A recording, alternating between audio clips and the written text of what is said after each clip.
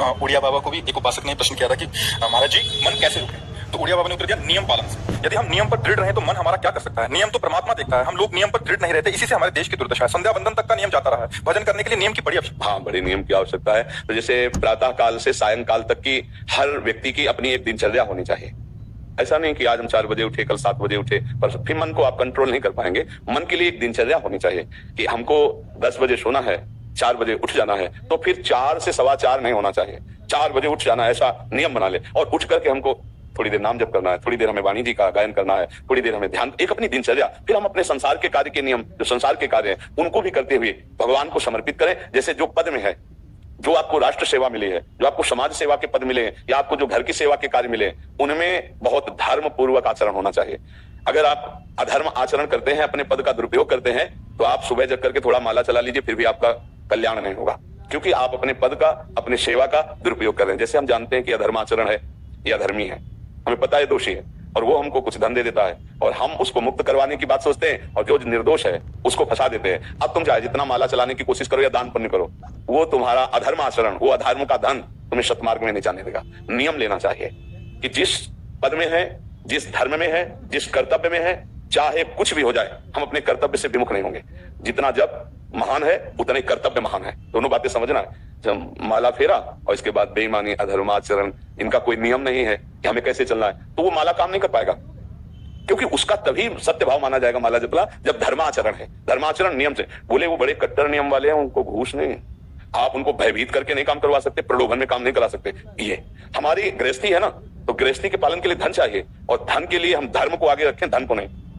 धर्म को, हमारा कर्तव्य क्या, प्रायः जैसे पूज्य बाबा ने कहा, आज हमारे देश में बहुत दुर्दशा हो रही है। दुर्दशा हो रही, क्यों? क्योंकि सब अपनी जगह से गलत हो रहे हैं। अगर अपनी जगह हम ठीक रहे तो हमारी दुर्दशा नहीं होगी।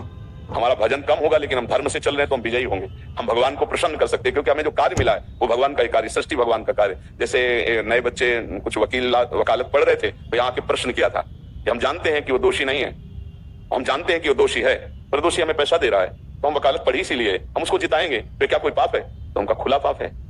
बोले नहीं, हमारी कोई ऐसा कंपनी दो, ऐसा कुछ बोले कि हमारी कंपनी को ये सिखाया जाता है, तो हमको तो ये करना ही होगा, अगर नहीं करेंगे तो हमारी वकालत का मतलब क्या रहा? तो नहीं, वकालत का मतलब अधर्मी को मुक्त करवाना नहीं है। वकालत का मतलब अधर्मी के सबूत एकत्रित करके उसको दंड दिलवाना है, और धर्मात्मा को मुक्त करवाना है। अब इसके लिए आपके पास अर्थव्यवस्था अगर कमजोर भी है, तो धर्म व्यवस्था आपकी पूरी है। धर्म व्यवस्था ठीक है तो परिवार स्वस्थ रहेगा, सुखी रहेगा, भगवान आप पर प्रसन्न रहेंगे। अच्छा, फिर हमने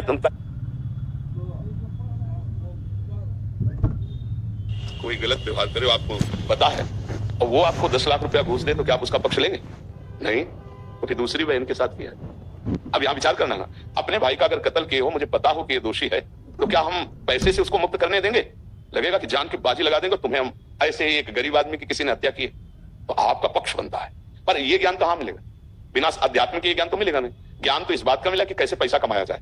अच्छा, वो पैसा यदि अधर्म से आया है तो आपकी दुर्दशा कर देगा, आपकी बुद्धि भ्रष्ट कर देगा। तो जो बाबा कह रहे हैं कि आज हमारे समाज की बड़ी दुर्दशा हो रही, उसका कारण यही है कि हमें अध्यात्म का ज्ञान नहीं, हमें धर्म का ज्ञान नहीं, और बड़ी बड़ी गलतियां हो जाती है। बिल्कुल पता है आदमी निर्दोष है, और हम धन के प्रभाव से उसको दंड दे देते हैं। वो दंडा भगवान जब आपको पलट कर देंगे तो आप सह नहीं पाओगे, उसका परिणाम बहुत बुरा होता है। तो इसलिए समाज को चाहिए अपने अपने कर्तव्य का पालन करते हुए एक नियमावली बना ले।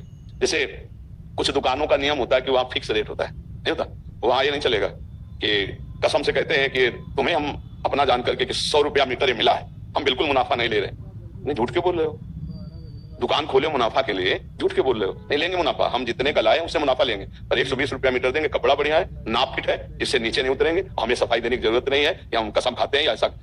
जानते हो ये बिजली है, दुकान है, नौकर लगे हैं, तो इसका मुनाफा लेने के लिए दुकान खोले, कोई दान करने के लिए तो नहीं। तो सबको पता है मुनाफा लेगा, लेकिन एक फिक्स दाम, उससे 10-20 रुपया का मुनाफा लेकर के हम उसको बेच रहे हैं। लेकिन झूठ क्यों बोले? बोले झूठ के बिना धंधा नहीं चलता। नहीं, ऐसा नहीं है। अब असत्य बोलोगे तो उससे जो आपको मुनाफा मिलेगा वो आपकी बुद्धि भ्रष्ट करेगा, और सत्य है कि मुनाफा के लिए है वही चीज, और आप एक फिक्स रेट में दे रहे हैं, बढ़िया है। अब अगर आप कोई मिलावट करके भोजन सामग्री दे रहे हैं, आपको पता है, तो जो खाने वाले के हृदय में बैठे हुए भगवान है वो तुम्हारे जीवन में मिलावट कर देंगे, तुम्हारा जीवन महान दुखमय हो जाएगा। ये कहां समझा जाता है? एक आदमी सिंथेटिक दूध बना रहा है, उससे कहो अपने बच्चे को पिलाओ, नहीं पिलाएगा। फिर ये दूसरे का बच्चा जब पिएगा तो उसकी हालत क्या होगी? दूसरे शरीर में जाएगा तो हालत क्या होगी? वो केवल धन की बुद्धि रखता है। एक आदमी घी में केमिकल मिला रहा है, एक ऐसे अभक्ष्य पदार्थ मिला है, वो स्वयं नहीं खाएगा, लेकिन वो होटलों में भेजा जाएगा, हजारों लाखों लोग खाएंगे, बीमारी बढ़ेगी, उसको रुपया से मतलब है। ये चीज, ये दुर्दशा हर जगह धर्म का ज्ञान न होने के कारण फैल रही, नहीं फैल रही। एक मरीज बीमार है, असली दवाओं में पैसे ज्यादा है, नकली दवा लेकर के असली के दाम में बेच देना, उसको बिल्कुल फायदा ना होना, लेकिन परमात्मा देख रहा है, तुम जानते हो नकली दवा है, वो तो नहीं जानता बेचारा, ज्यादा पढ़े लिखे नहीं, किसान आदमी गांव का आया है, तुमने दे दिया और उसने पैसा दिया असली के। अब वो पैसा तुम्हारी बुद्धि भ्रष्ट करेगा, तुम्हारे परिवार में कलह पैदा करेगा और तुम्हारा पतन कर देगा। ऐसे हर डिपार्टमेंट में, हर विषय में यदि हम अपने धर्म से चले, अपने सत्य से चले और थोड़ा भी भजन होगा, वो आपको उत्तम गति प्रदान करेगा। पर ऐसा कहां समझ में आ रहा है? अध्यात्म के बिना भला ऐसा समझ में आएगा? तो इसीलिए कह रहे हैं हमारे देश की दुर्दशा हो गई। पूर्वजों में पहले यह था कि हमारा धर्म नहीं जाना चाहिए।